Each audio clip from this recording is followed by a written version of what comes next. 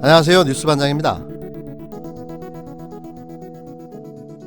검찰이 마침내 드디어 마지못해 윤석열 장모를 기소했습니다. 검찰이 7년 만에 예금잔고 증명서를 위조한 혐의로 윤석열 검찰청장의 장모 최 씨를 기소했는데요. 참 눈물겹고 고맙고 감사하네요. 이 울며 겨자 먹기식 기소가 윤석열이 그토록 부르짖었던 법과 원칙의 결과물인 거겠죠. 의정부지검 형사1부 부장 정효삼은 사문서 위조 등의 혐의로 윤 청장의 장모 최 씨를 불구속 기소했다고 밝혔습니다. 최 씨는 동업자 안 씨와 가담한 김 씨도 같은 혐의로 기소했는데요.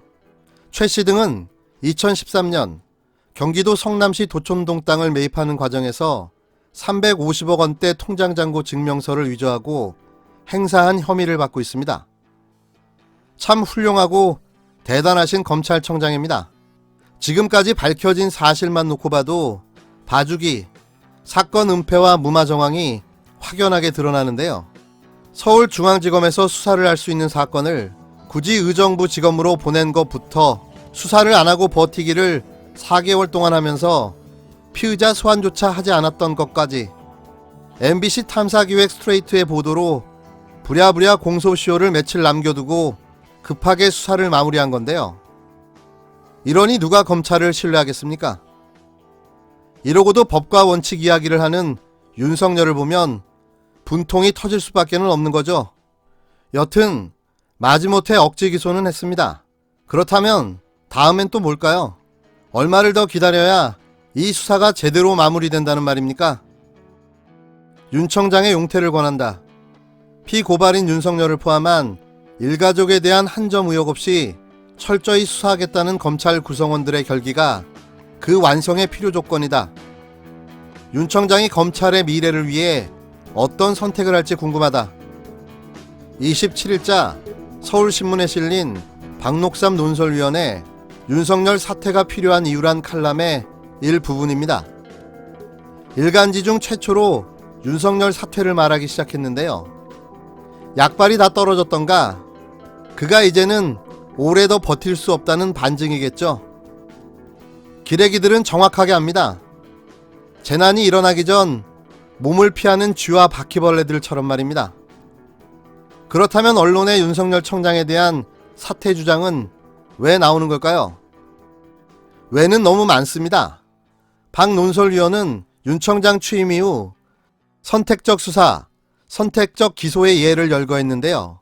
조국 사태는 물론이고 나경원 의원 의혹 사건, 이명박 BBK 주가 조작 사건, 계엄령 문건 사건, 김학의 별장 성폭행 사건, 사실 열거하기도 벅찰 정도로 많았습니다.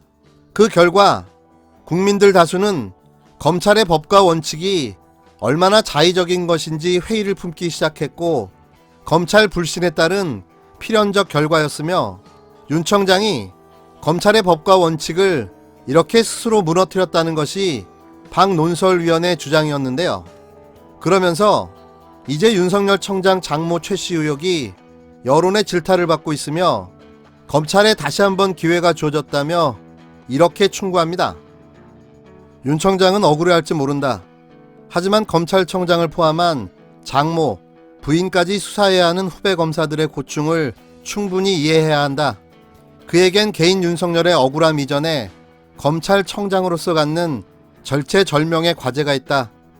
자신에게 보고하지 말라는 발언 한마디에 후배 검사들이 선배인 검찰청장을 수사하는 부담을 떨칠 수는 없다. 오히려 지금 필요한 것은 내가 빠질 테니 마음껏 수사해라. 검찰의 명예를 회복해달라는 윤 청장의 입장 표명이다. 가뜩이나 검찰의 제 식구 감싸기에 대한 비판이 높을 때 아닌가. 결국 윤 청장의 결단만이 바닥에 떨어진 검찰의 신뢰, 법과 원칙을 회복할 수 있는 출발점이 된다. 공소시효를 앞두고 검찰과 경찰의 의견이 갈렸지만 의정부지검은 윤 청장 장모 최 씨를 기소하는 걸로 사건을 급하게 마무리했습니다. 그 와중에 윤석열 검찰은 코로나19 TF, N번방 사건 TF 등으로 여론의 관심을 돌리는 듯한 모양새인데요.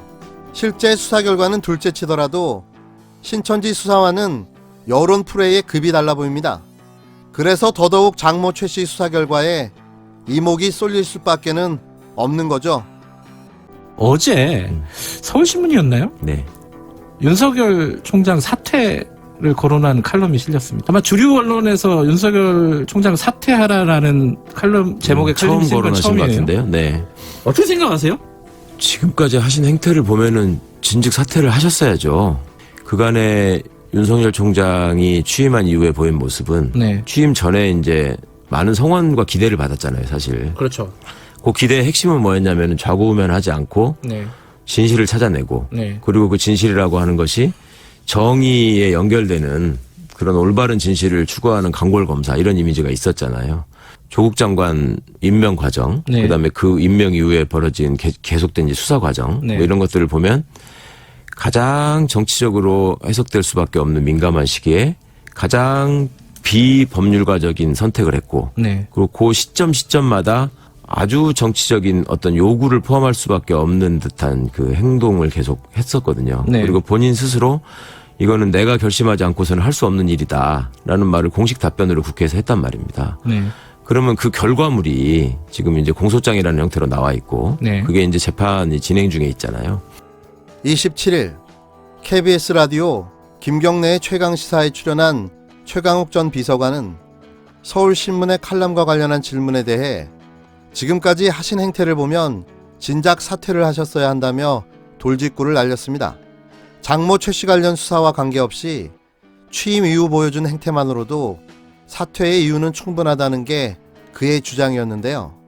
최 전 비서관은 본인 입장에서는 어떻게 변명하실지 모르겠지만 조국 전 장관 임명 과정, 그 다음에 그 임명 이후에 벌어진 계속된 수사 과정, 이런 것을 보면 가장 정치적으로 해석될 수밖에 없는 민감한 시기에 가장 비법률가적인 선택을 했고, 그리고 그 시점마다 아주 정치적인 어떤 요구를 포함할 수밖에 없는 듯한 행동을 했기 때문이라고 말했습니다.